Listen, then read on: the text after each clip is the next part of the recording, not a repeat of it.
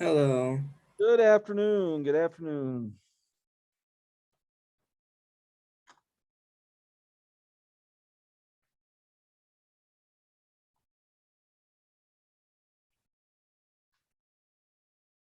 Get started in about a minute.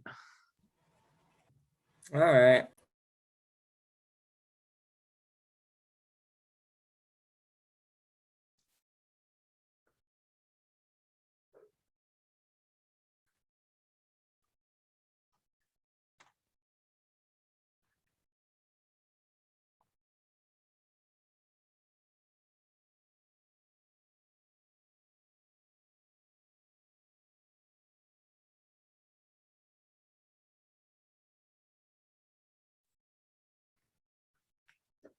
Okay, any questions on the homework? It was what, 1 through 14 yesterday? I think we did most of it in class. Yeah. I didn't have any. I Anna? have a question. Sure. Number 10. Number 10. I'm going to need a piece of white paper to do this one. All right, let's look at number 10. So if you notice, it has a little hint there. It says, see exercise 10 on page 477. Basically, if you notice, it's you can't have different units, and it gives us cubic inches, and it's asking us the answer to put it in cubic feet. So we need a conversion factor. So if you ever have to do this by yourself, this is how it's done. So let's just think about what the words cubic mean. All right, so here's a cube, and let's say that the side lengths are in feet, 1 feet by 1 foot by 1 foot. So we calculate the volume there, it's got 1 cubic foot. And remember, we do a conversion factor, one of the numbers needs to be 1. I'm not sure why I was trying to draw it 2, but 1 cubic feet. Okay, that's going to equal some number of cubic inches. So, I mean, the easiest way to do is, instead of making this 1 foot, make each side 12 inches.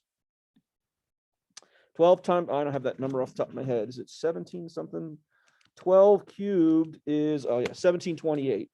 So all I'm doing is the volume formula for a cube. So 1728, that's how many cubic inches are in 1 cubic feet. So when we do this problem, we're going to get an answer in cubic inches. To convert to cubic feet, we simply divide by 1728. Now, maybe you'll remember that number, maybe you won't. I never remember that number. So I always have to do what I just did there to figure out, hey, what is that number? Okay, so that's just going to be our conversion factor, last step. This is that silly train there with a pencil that we never figured out what the pencil was all about. It says basically that the scale of the play train to a real train is 1 to 48. Now there's no units there. It's just 1 to 48. It's comparing one corresponding part of the model train to one corresponding part of the real train. And if it was in inches, well, 1 inch on a model train equals 48 inches on a real train, but we can put any units we want there. So I'm just going to label this M for model train and RT for real train, just to keep it straight. And then what are we given? We have to do volume, because it's saying a cart holds 90 cubic inches. One of the cars holds 90 cubic inches of coal. Interesting that your last name is Coleman, and we're doing a problem about coal. All right. Okay, so how do we do this? Well, first off, 1 to 48 is the scale factor. It's not the volume. We need volume because 90 cubic inches is volume. So, okay, this is going to get ugly. We got to cube everything. Well, it's not ugly to cube 1. Well, that's just 1. So this is going to be the ratio of volumes. 48, I'm grabbing from my calculator. 48 cubed is a really big number, 110,000. 110,592.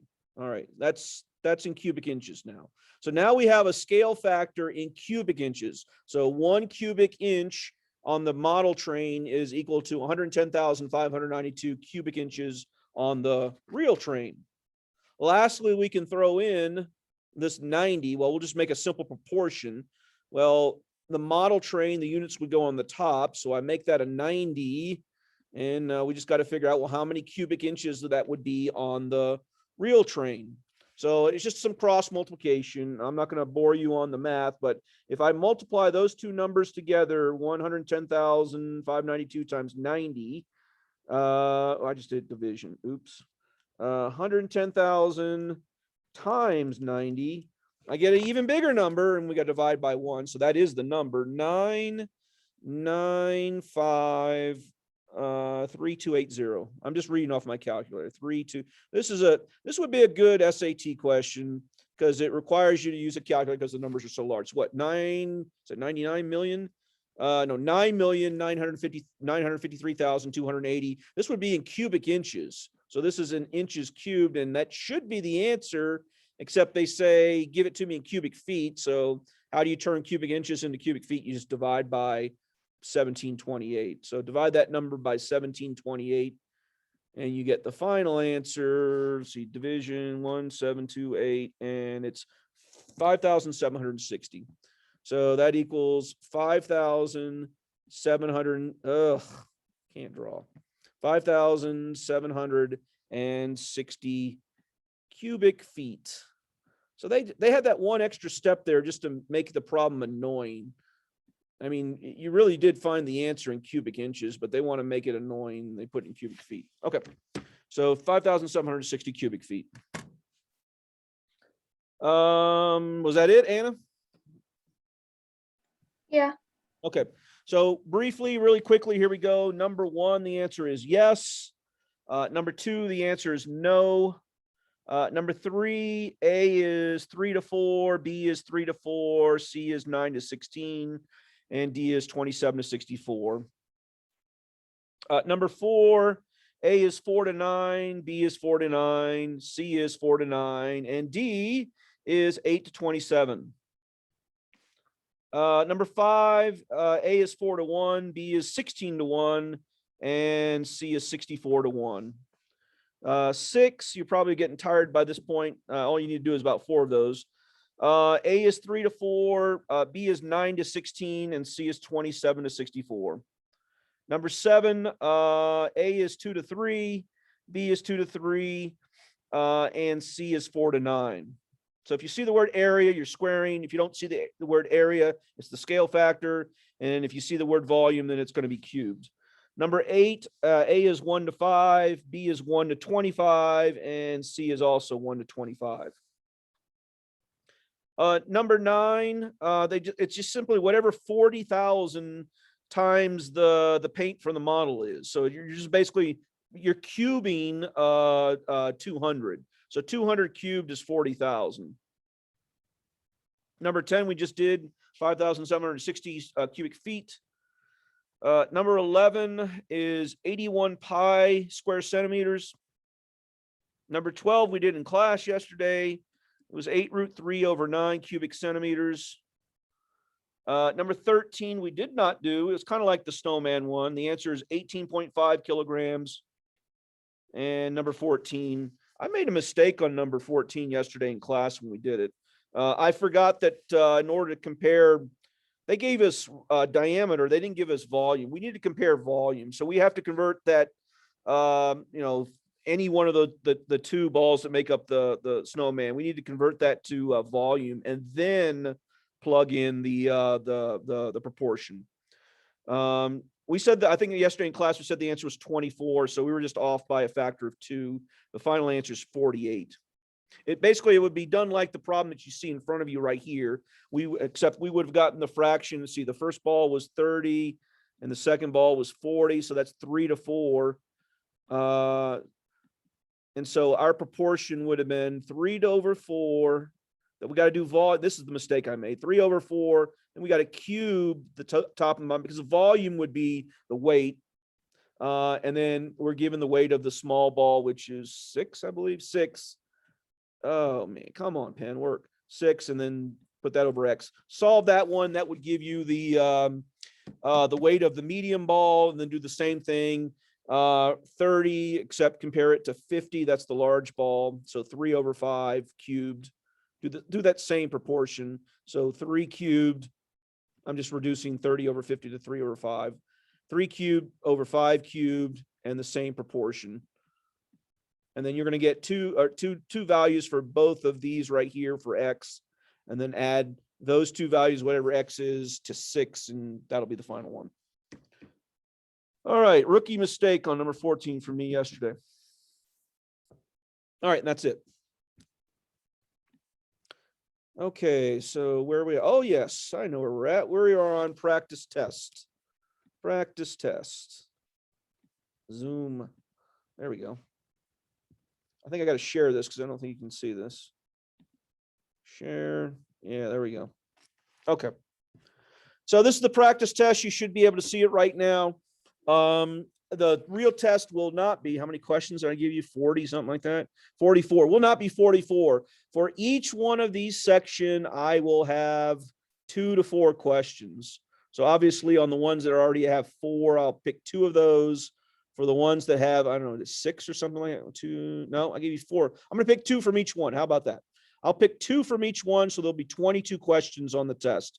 This is as straightforward as it gets.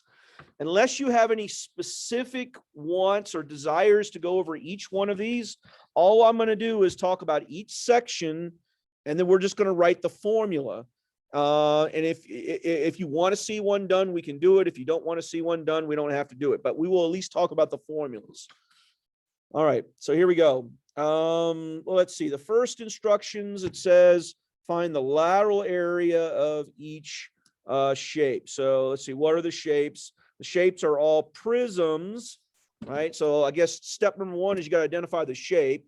Remember, prisms are polyhedrons where 2 of the sides are parallel and the other sides are all rectangles or parallelograms. Now, I'm not going to have any oblique ones, so they're going to be nothing but rectangles. But you have to remember the formula for LA, lateral area of a prism. Now, you can either memorize this, or you can look through your book of truth. Who's got the formula for lateral area of a prism? Starts with the letter PH? Starts with the letter P. PH? PH. And that's it, right? It's not divided by 2 or anything like that. It's just the perimeter. Now you got to be careful. The perimeter is the perimeter of the base. So number 1 is the only tricky one here, because guess what the perimeter needs to be of? The rectangle or the triangle? Triangle? You got it. So that's a prism turned on its side. All the other ones, you can tell, we're looking for the 2 parallel sides. So the 2 parallel sides are the 2 triangles in number 1, the 2 pentagons in number 2, the 2 hexagons in number 3, and the 2 trapezoids in number 3. So we need the perimeter. We just got to hunt around. Let's see. First one, that's a 3, 4, and a 5. Add those up, you get the perimeter. The height is the distance between the 2, and the height, I'll put a box around it. There's your height. Well, that's pretty simple for all these. Notice we got an apothem here. 2 and 3, not necessary. We have a height of the trapezoid, also not necessary for lateral area. And like I said, unless you specifically are like, okay, this is the one that's giving me problems, I'm not going to do any of these. All we're going to do is just simply talk about the formulas to get each one. As always, remember at the back here are the answers. If you do run into any problem, send me a chat. I'll have my computer on until at least 8 o'clock tonight so I can answer it. All right. Total area, surface area. Remember, the book didn't give us a formula for total area. It only gave us lateral area. Remember, a total area or surface area would be lateral for prisms, would be lateral area plus the base area. Just be careful because the base area has 2 bases. So it'll be plus 2b. Okay. So, well, we already talked about how to calculate the lateral. Okay, so TA, let me write the formula. I promised I'd do that. So total area is equal. Why is my pen still writing? I need to get a tablet. All right, total area is equal to lateral area, which we said was, and this is just for prisms, which was PH plus 2 capital B. There is the formula for surface area or total area of prisms. The only one that's slightly weird is maybe the rectangular prism, and that's because all the sides are rectangles. You just got to pick what you want to be your base. It doesn't really matter. You want to pick the front and the back to be your base, it'll still give you the same answer. You can pick the top and bottom to be your base. You'll still get the same answer. Your calculations might look different than your neighbors because you picked different bases, but the final answer will be the same. Questions on total area prisms? No. Okay. And like I said, if you want to see one done, we can always do one. Moving on, the last thing to deal with, and you'll notice I'm following a pattern here. I'm going to do lateral area, total area, and then volume. The formula, once again, prisms. Formula for volume of prism is, well, the book gives us capital B, base area, times the height. So not very useful formula. Let's see, we got a rectangular prism, we got a triangular prism, we got a trapezoidal prism, and we got a pentagonal prism. So the only one I'll point out is this one right here. Maybe the trapezoidal prism, right? Because hey, there's a lot of stuff going on here. Let's see, the height here is I'm looking at 11. The height is 3.5 of the trapezoid. The two bases are 9 and 5. Okay, that one's not too bad. So you do the area of the trapezoid and then you multiply it by the height, and the height of the prism is 4. The distance between the two parallel sides is 4. So the pentagonal one is the one that we got to use an additional formula. We got to reach back to the previous chapter. So the area of a regular, and all of these will be, it doesn't say it, but it is marked. Notice all the sides are congruent. So it's a regular polygon. Anybody remember area of a regular polygon? It had a little lowercase a in it for apothem.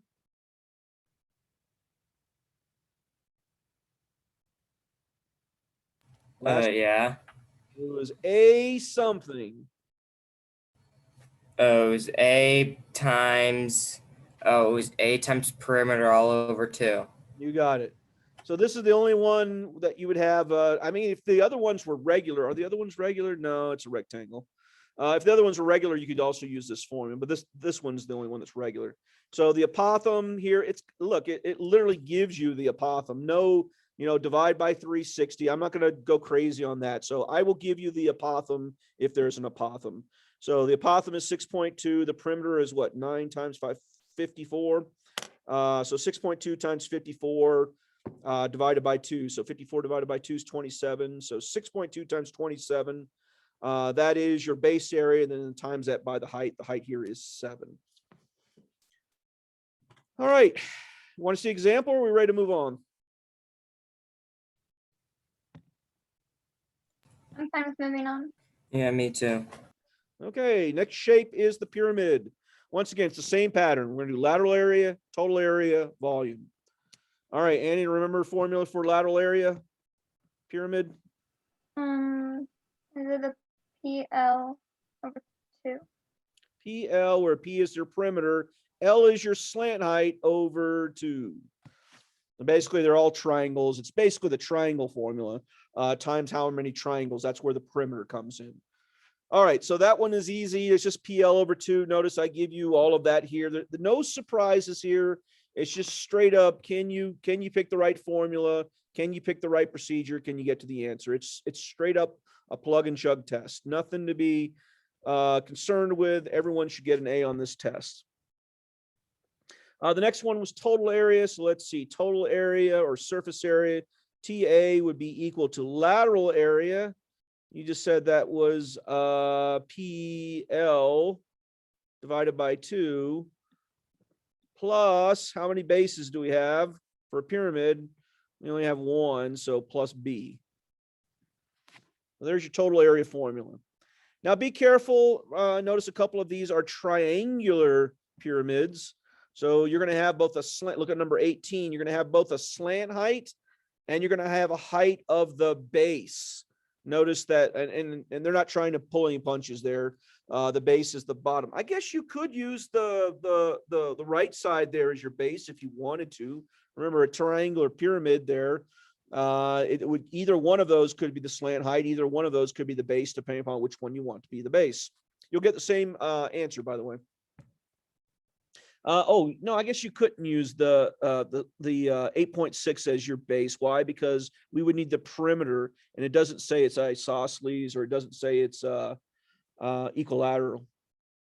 So yeah, we would have to use the bottom as the base. That's the only one we have all the measures. Notice the bottom is an equilateral triangle, 11, 11, 11. Okay, I'm gonna just drive on unless you say stop, do one. Last thing will be volume of a pyramid. Volume of pyramid, let's see, V for volume of a pyramid. That's going to be equal to, let's see, the guy filled 3 of those up and he made 1 cube. The formula for a rectangular prism is base area times the height, and then we want 1 of them, so divided by 3. So there's your formula. Remember, it's base area, so once again, base. I will give you a combination of triangular and rectangular pyramids. No weird ones, just straight up triangular, rectangular. So base area times the height divided by 3. All right, next shape. What do we got next? What was the next section? Oh, yeah, cylinders and cones, cylinders and cones. All right, so basically there's 2 formulas here, a different one for each one. This is the one that we were a little bit confused on yesterday. So let's see, lateral area of a cone. This is the one we were arguing about. Or actually, we were arguing about cylinder, and we wrote the formula for cone. Anybody remember lateral area for cone?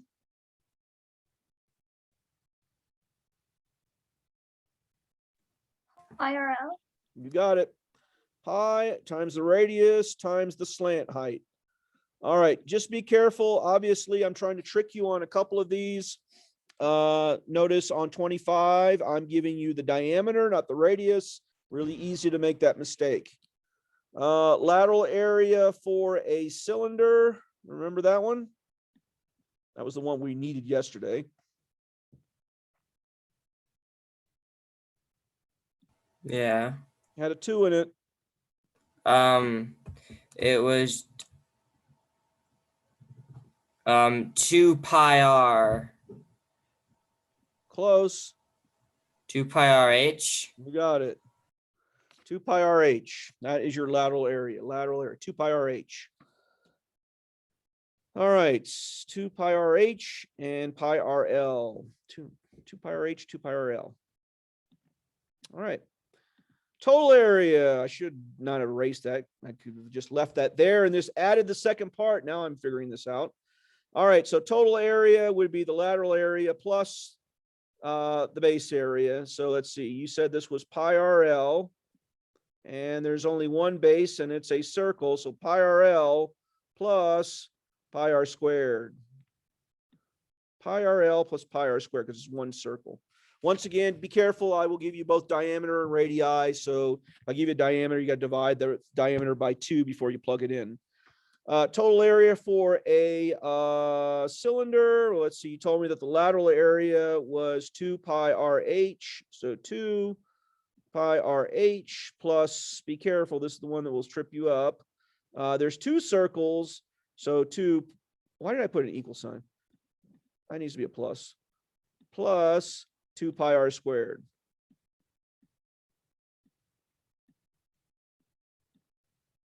Okay, 2 pi RH plus 2 pi r squared.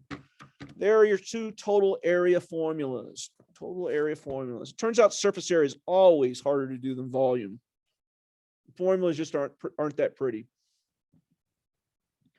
All right, last but not least for our cylinders and cones are the volume formulas. Pretty straightforward. For the cones, the volume is, let's see, the guy took 3 cones and filled up a cylinder.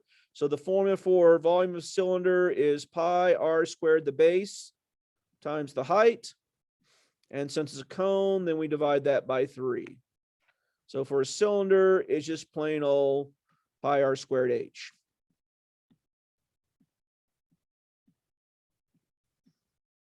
And that's it. That's it. Once again, notice I gave you the diameter for a couple of those. Be careful. All right. Last shape. Last shape is your sphere. So we had surface area and volume. So I gave you 4 of these. I'm only going to give you 2 of them. So let's see. Surface area or total area. For some reason, the book uses the word surface area for sphere, but it doesn't use it for the other shapes. It uses total area. Go figure. Surface area is equal to 4 pi r squared. I'll give you the diameter or the radius. Just be careful. I'm going to change this for the test. I'm going to change this to, no, because you can use a calculator. I'm not going to change it. I was thinking I was going to put this in terms of pi, but I'm not. So you're going to use a calculator. So when it says round to the nearest hundredth, everyone listen up. Make sure you read the instructions correctly. If it says round to the nearest hundredth, you round to the nearest hundredth. Round to the nearest hundredth and it's 0, then you write it as a whole number. Yeah. I think if you were physically here in class, I'd probably make it in terms of pi, but since I know you're going to be home, I'm going to leave that as just plain old as it is right there. Okay. You can just so you know, this worksheet right here, they used the pi key. They didn't use 3.14. So if you use 3.14, you're going to be slightly off than what they say, but you'll be close. They're going to get a number that's slightly larger than what you get. If you use 3.14, if you use the pi key, you're going to get exactly what they get. Either one is fine. I don't care. The last one, volume, it's the ugly one. Always reduce before you plug things in. So volume is equal to 4/3 pi r cubed. And that is the whole test. So let's see. We just did section 12.5. That was the ratios. I will have none of those questions on the test. What you see in front of you, take half of that. That's what the test will be on. We're only doing 1 day of review because this was a pretty darn easy chapter. So we're going to review today, and that means tomorrow is the test. Tomorrow is the test. And then we'll start it might be the last chapter. I don't know. We'll see. If we get through it quickly enough, we'll get into the very, very last chapter of the book. But we'll see. We'll certainly get through chapter 13, but I don't know if we'll get through chapter 14 or not. All right. Any questions about what's going to be on the test or what's going to happen? I didn't show you the calendar. Remember, this upcoming Monday, even though we're technically in quarantine, you guys are coming in to take the PSAT test. Make sure your graphing calculator is charged, man, or it has fresh batteries and you're ready to rock. We're going to take the test on that Monday. Then we're going back into that quarantine and stay there until the following Monday. And then finally, we're back together again. Hopefully, we'll stay there for the rest of the year because this is no fun talking to a computer screen, even though I do hear you making comments. All right. You guys got anything? No, none for me. Okay. I guess that's it then. Like I said, I will stay. Well, this is the last class, so I'll probably drive home and then, I'll be incommunicado for about 45 minutes to an hour. And then, so if you have any questions, specific one, type them into chat, but I'll keep the computer on until about 8 o'clock tonight. So if you have any questions, I'll give you prompt replies unless I'm eating or something. All right. Catch you guys later. Will be no class tomorrow. It'll just be the test. I'll have the test posted by 7:30 in the morning. So take it whenever you want to take it. But no class tomorrow. We'll see each other on Friday to start chapter 13. So you guys have a wonderful day, and I'll see you guys tomorrow. Bye. See ya.